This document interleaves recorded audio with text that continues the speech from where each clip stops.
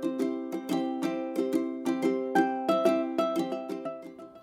I'm Abby. And I'm Emily, and we're third-year students of the Bachelor of Early Learning and Community Development program at Algonquin College. And we are currently completing our community placements at the Association of Early Childhood Educators of Ontario And the Ontario Coalition for Better Childcare.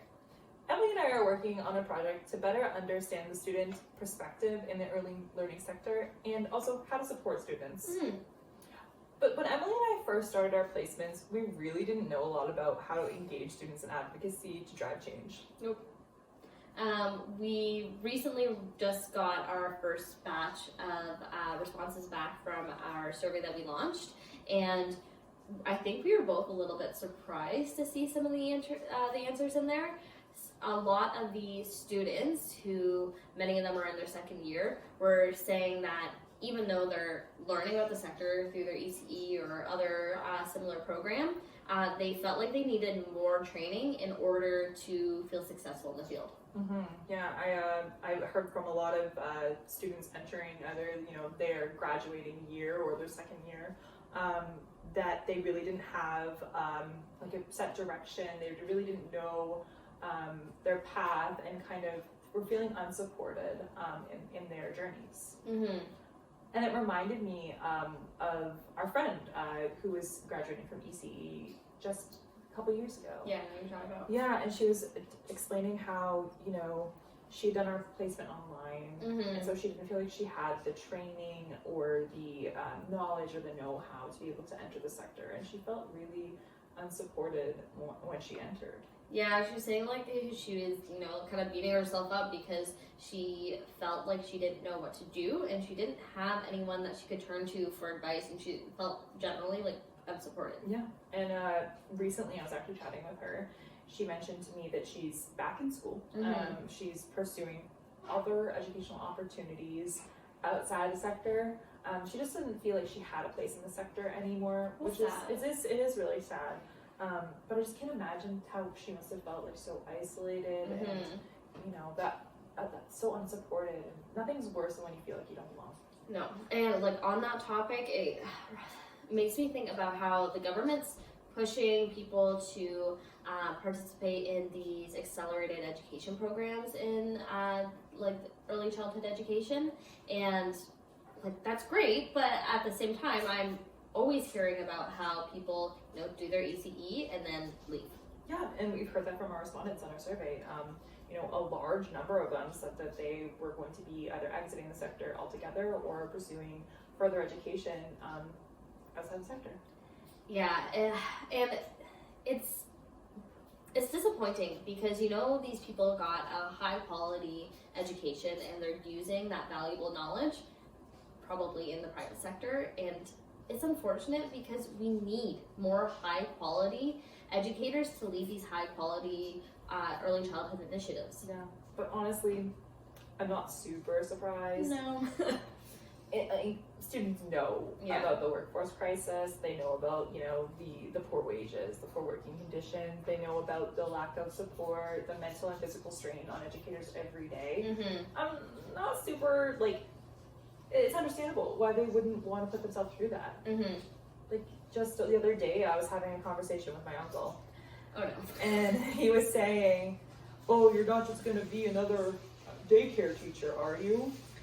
And that made me feel so undervalued, and the work that I do isn't enough, and it's not appreciated, and that if I need to be appreciated by society, I need to either do something different or more.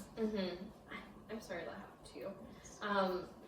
It frustrates me so much because educators do so much, and we are literally supporting the next generation of humans in becoming effective adults and building their skills and helping following their interests and having relationships with them and their families. And the educators must feel so undervalued in their positions. You know what? That's what we found from the survey. A majority of people said that they didn't feel valued by the government, any level of government, not by the public, also sometimes not even by families and the childcare centers that they work with. That's really sad. You know, like, I can understand how defeated students entering the field must feel. And, you know, we want new educators to feel valued, to feel that sense of belonging, and to be appreciated. I think we need to do a much better job at ensuring that they feel that way. Absolutely. I think that, you know, it makes me so sad to think about feeling like students wanting to enter the field feeling so isolated from the sector. But like, it makes me think a little bit about what can we do to support students right now? In my opinion, I think we need to do more of that, like, community building, right? I think about how if we had students and RACEs like collaborating together, we could come up with some of these solutions to make the change, right? Last month, I was at a community of practice with the AECEO, and it was called Students, Early Childhood Educators of Ontario, so we're calling it AECEO. And it was great, like a really great meeting to introduce ourselves to other students and RACEs and professionals in the field and learn their perspectives, especially since they're from all different schools. And having that interaction made me feel better about, you know, some of my struggles and feelings about the sector and things like that, and to know that I wasn't alone. And it was really great to build those relationships and, you know, bounce ideas off of each other, problem solve together, and just, you know, be a part of something bigger than ourselves, and, you know, just being a part of a group of people who get it, right? Yeah, absolutely. AECEO is an excellent initiative. It's a great way for students to build community, and also the opportunity to build those deep mentorships with professionals in the field.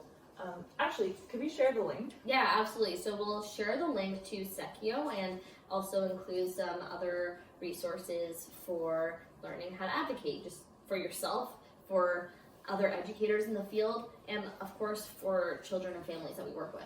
Yeah, and while we're at that, maybe we could also invite students to participate in our student engagement survey.